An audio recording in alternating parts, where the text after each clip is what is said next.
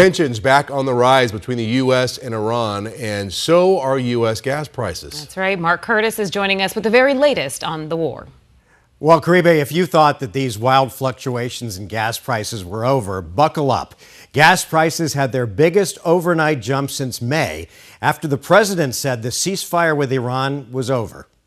The U.S. military hit 90 targets along Iran's coast early Thursday morning, while Iran said it targeted U.S. military bases in Kuwait and Bahrain after the president declared the shaky ceasefire between the two countries was over.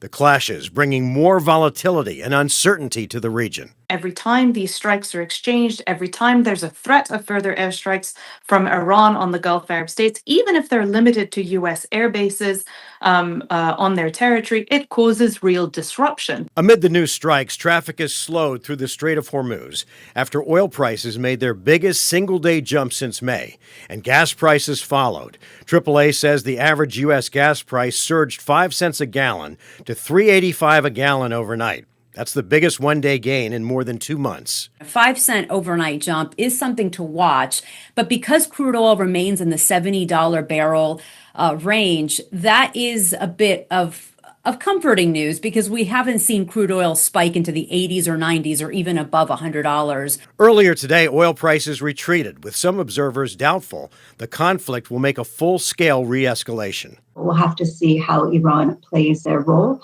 But again, the economy is in such dire straits. I don't see them really having that much time to get back into a full-time war with the United States.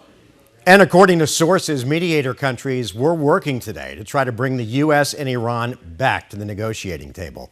In the meantime, prices in the valley are sitting at $3.77.